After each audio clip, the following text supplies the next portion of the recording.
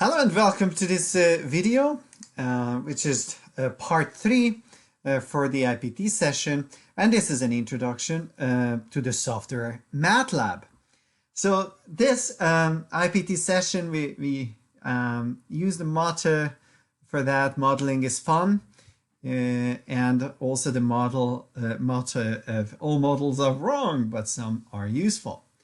Now we have an opportunity here to get acquainted and walk around Matlab, this tool that perhaps to some of you is a little bit like, ooh, I don't want to have anything to do with that tool because I didn't understand it in the first place and the first time I tried to, so I really don't want to use it. Now, I try to create here a material that is perhaps takes a friendlier approach to Matlab and try to see if you would like to use it. Later on for semester 2 work, you will have the choice of using either Matlab or WinPP. So it's going to be up to you to use it. Okay, I'm happy to now show you that I also have various simulation tools installed on my computer. So I have Matlab. I will show you. I have WinPP here. Here's another one, Capacity. I think there isn't more than that. That's right. Well, indeed, if I open Matlab, that is a very versatile tool. So it's you can code all those, so many things. Optimizers. You can code your model. You can code a tool that can estimate your parameters for the model. So all sorts of things. It's very versatile. It's probably some of the most important tool for engineers to learn. Okay. So here I show you my model that I would like you to write as well. And importantly, this is the address line where it is actually. So you have to save those files, which are also shown here in a current folder. So this is my Matlab folder for this project. Within this project, there are various things. There are 2 files, which I will discuss you in more detail with the PowerPoint. And there's also some data saved here. Okay. Here there is the main editor window, and here is the workspace where all my results will be sort of saved in after a simulation, and that I can also just access. So I can just double click here and I can have my values that it's already I pressed, so I simulated them. So here's all my simulation results for the 3 state variables. Okay. What else? Here's the time. So there's the time column with the different time steps in it. Yeah, there are initial conditions here, and those are not very interesting bits. Now let's jump into it and let's see what is in it in these 2 script files or files, because one of them is just script file, but the other one is not like that. Okay, so let's see. Let's jump. So it's also Matlab is a software developed to solve dynamical systems problems that take several different forms, out of which we'll be using ordinary differential equations again. It is versatile. There is an alternative open source one, which is called Python tool. So as I said, to implement a simulation model in Matlab, you would have to create at least 2 files. One is called a function file and a script file. Those were the 2 that you could see on my screen. Additionally, if you want, you can also create an additional file, which is called a data file, where you can put any input parameter data. However, in my video, I won't have a separate data file because data can also be placed in the function file, as I will show you in a little bit. Okay, so this is when you open Matlab, this is what would pop up. In fact, the last one that you used would pop up.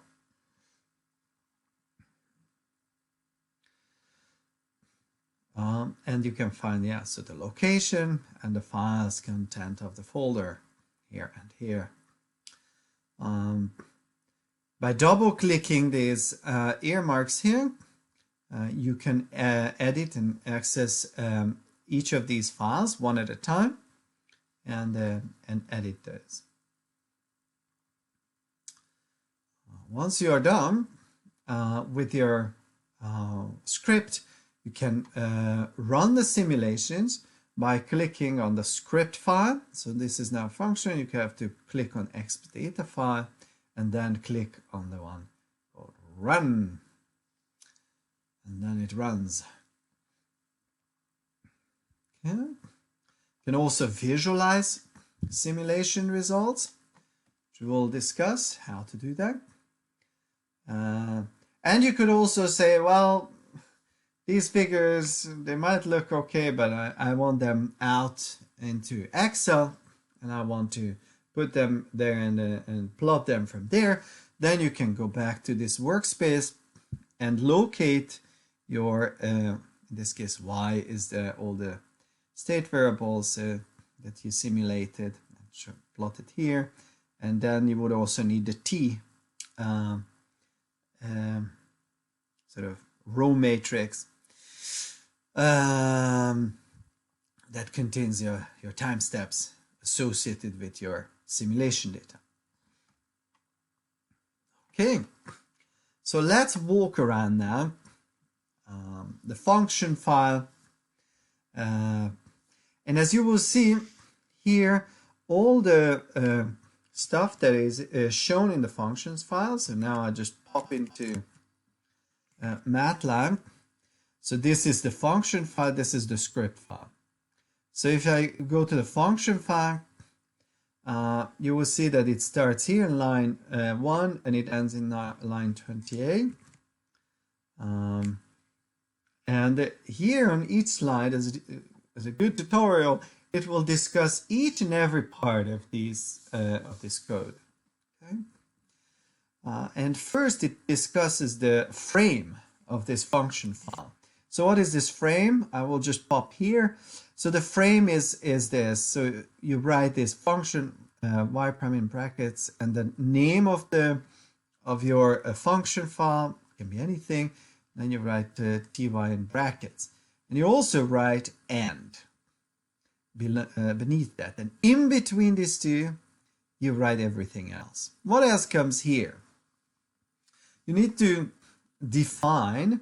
The first row is the y prime function, which will include a, so that's a matrix, okay, for your 3 state variables, okay. If you go back here and go to the next slide, I discuss this, what this y prime function is. So basically this is a standard symbol.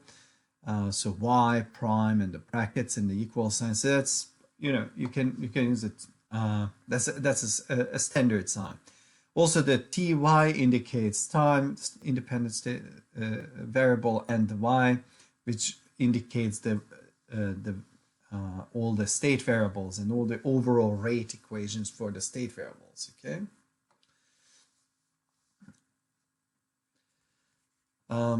Now the y prime equals 0, 3, 1 defines the ODE rate equations.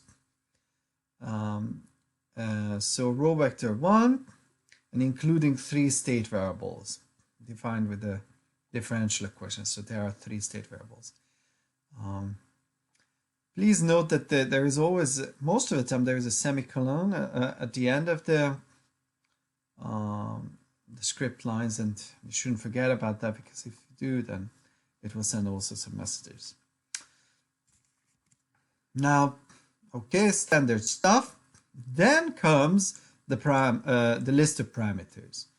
So after y prime, so defining that, and then that will be very similar to that shown in WinPP.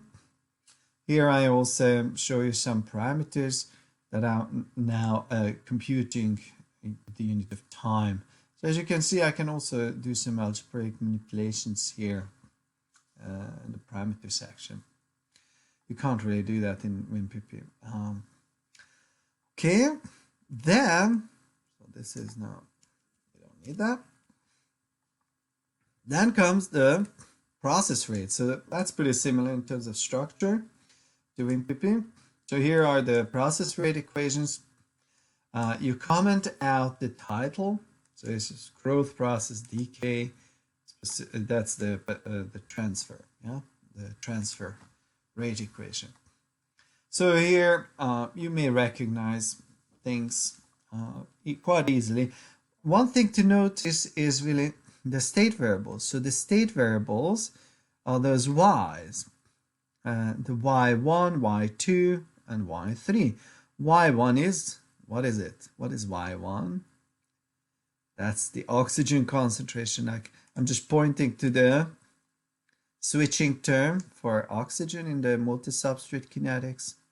And I could see, I could tell that this is oxygen because the half saturation coefficient of oxygen is here. Okay, so Y2 is there for the readily biodegradable, so SS, and the Y3 is the biomass concentration. Okay. You may notice that when I click on this, it will highlight Y all through the code, or mumax, the parameter, and it will point there. Very useful functions. It's very good when you have a very large code. Will help you. Okay, see here. Here I discuss process rate. And now we are coming to the reaction rate equations. So y prime 1, 2, 3. So 1 is oxygen concentration. It's also commented here. So in Matlab, you can put a comment in the function line as well, not just above or below that. Second is a substrate concentration. So these are now, this is my overall rate equation matrix, the y prime matrix. 1, 2, 3 denotes the various different state variables. Now let's go to the script file. So we can go to a script file by just clicking on that. Go back and forth a little bit. Okay, now you can notice that this is yellow. That can also help a little bit to visualize. When you have to go back and forth many times, this will help you to sort of know where you are at the moment. Okay, we are in a script file now. So it starts with a command called clear. And this is just a standard line saying clear all previous results. In the absence thereof, you would have problems because it would also consider results that you computed in the previous simulation. That might be an objective, who knows? So you might want to just comment it out and see what the result is if you press run now. Okay, let's move on. The next part is on the time. So this is the time stuff, if you remember from WinPP, from 0 to 20 hours. Okay. Just click on that. So it's also, so the time stuff is also continuing elsewhere. I'll come back to that later. Then after that, here we go with the initial conditions. So the initial conditions, as many as there are state variables in the code, are included here in the script file. And so the position 1 is for y1, position 2 for y2, and 3 is for y3. Okay, remember what y1 was? That's the oxygen concentration. Y2 is readily biodegradables. Y3 is biomass concentration. Good. Moving on. So these are the time stuff, row vector. Okay. So that all that what we discussed is also described here. All right. Now, the following line is a standard line, typical standard line as well, where you would like to remove any non-negative values for your simulation. So that you can do using this standard line. And you may also notice here, so this is the first part of this command line. Typically, you just copy paste it from one code script to the other. It's pretty standard, so you don't need to memorize. It's probably a good example where you just say, well, I develop a library of codes, and basically you just need to know the recipe. Okay, you don't need to know exactly and tabulate it out of the top of your head. This whole script line. What you do is develop a library for yourself and do the copy paste and reuse that creatively. So the first part is removes the negative values. The second part of the line is about tolerances. So if you remember in WinPP, they were nicely thematically structured, put into this kind of time stuff and integration stuff. So these absolute and relative tolerance is also about the integration. In Matlab, it somehow gets sort of mixed up with this these other limiting conditions. Not very nice, if you ask me, but this is how it is, and lots of people are using it. So let's just accept it and once again plug it in and use it. Nothing else. Now the next one is that defines the time step. So it defines the initial point, the initial, which is 0.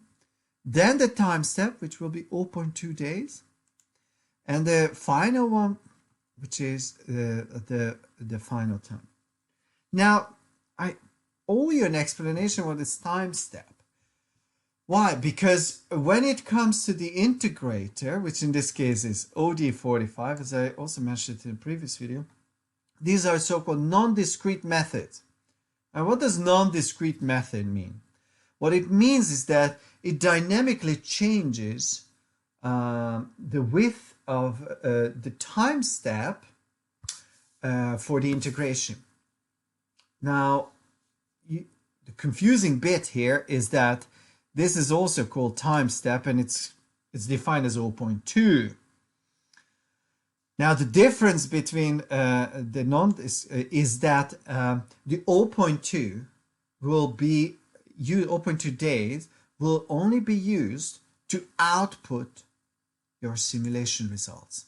Okay, so if I click here, these simulation results are put into this table and read into this table every 0.2 hours. Okay. But that does not mean that the integrator itself is using the same time steps. In fact, it does not use it. It dynamically changes through the solution, and that's why it's so powerful. Maybe just a very brief explanation for that. If your rate changes very dramatically, then it will become steeper and steeper. For example, the concentration increase. You may picture then, in order to calculate the area underneath the curve, it would decrease the time step.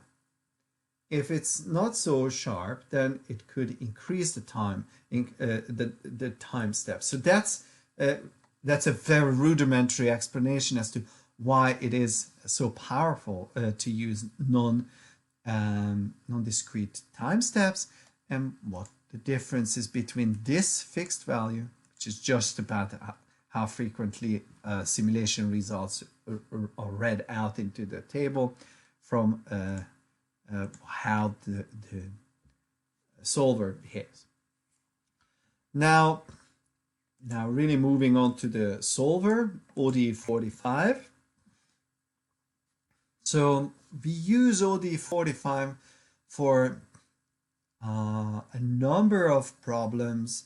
This has been this is one of the most powerful solvers. There are many others, but this is basically for most of my biokinetic and other transport phenomena problems. I always use ODE45. Okay. So now another plug and play or plug, revise and play line is this command line about the solver. So what is this? It defines, just to walk through it, so it defines the type of solver. There are many others and they would have alternatives. Then this is some other stuff, standard stuff, just copy paste. And then T and Y, time and your state variables. So these need to be solved. And then here we have the function file called. Okay. You notice, that's the name here. So that's the name of the function file where the differential equations are defined for all the y's. Then we have the time step for reading out your results. We have the initial concentration values, so the initial conditions for all the 3 state variables. And we also have some additional limitations, additional conditions, it's the best word, conditions on the overall solution, which are defined in the options line. Okay, so this is what you have to tabulate into your line. That's basically it. If you don't want to plot your results, you can then run your simulations now and then just collect them from these from the workspace. Now, if we are here, then I should also say that you can also save your workspace. That's very useful. So once you simulated your results, you can also save the data that you have here obtained by right-clicking on the workspace here. So I just, not left-click, but right-click. Maybe just practice it a little bit. So right-click and save. And then you can save it under this folder. As you can see, there is already the exp data that is saved here. But you could save it as exp data, say 2. Let's save it. Okay.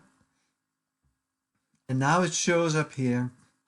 And then you can see if I click on that, I can see what the content of it is. Okay. And then I can open it in the future.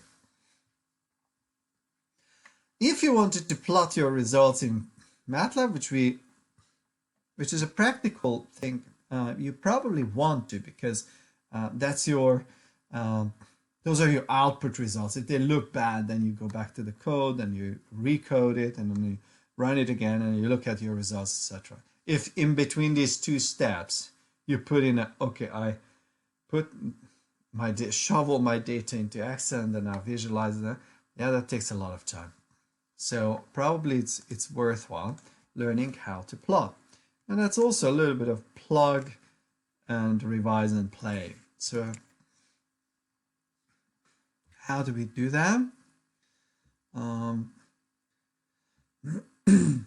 So there is a command line just including the prompt CLF, which is a standard command that deletes all previous graphic objects that you may have had in it, obtained in previous simulations. Okay, so how do we plot? So Well, you could just say, well, I have one, so I just copy paste it into my new line, etc. That's right. Now let's get acquainted with each of these lines a little bit. Okay, not too much, just a little bit. So you can see here 3 plots. In one plot there are 3 subplots. Okay, that's important. And in the command line you can see subplot 311. You can also see that in the next one it's 312, and then it's 313. So what is this? So the first number here denotes the number of rows. Okay, so that is written here. So it's basically a grid. If you have 9 plots, then you may want to use then 3, 3, which would mean 3 rows, and the n value, the middle one, is the number of columns. Then you would have 3 columns as well. So then it's a nice thing. If you just have now with 9 state variables, you have 9, 1, then it would be a very long figure. So these kind of things can be really handy. Okay. The p number, which is the final number, the third number, that is the number of your state variable. Okay. So remember, state variable 1 is the oxygen concentration, 2 is readily biodegradables, and 3 is biomass concentration. Cool. All right. So that's what's behind this command line. Now let's move on to the next one, which is plot ty colon comma 1. What does this mean? It just means please plot state variable 1 over time. Okay, so that's what it means. Okay. Okay, the next line is xlim 020. You may guess that's about the x-axis, and it defines the minimum and maximum values for the x-axis, and since that's the time which is defined in the previous line, yeah. Good. So now we have y and x-axis defined. Now we can also put some labels on it. So this is how you put the label on it. So here you write what you want to put into the label of the y-axis. You can see that here. Okay. You can also see that it by using this way of writing it. So I just go to the code. You can see that this is written in a different color. It will then put this part in the subscript. See SO2, and here in the line it's SO2. Good. Okay, let's move on. Then the rest, just type it there. You need it. Then the X label is time, hour, boom, nothing new. So this is an additional line that you would have to write here. It's also a standard line, which will be about font size and font name. This Times is basically Times New Roman here. Sorry, I didn't mention that.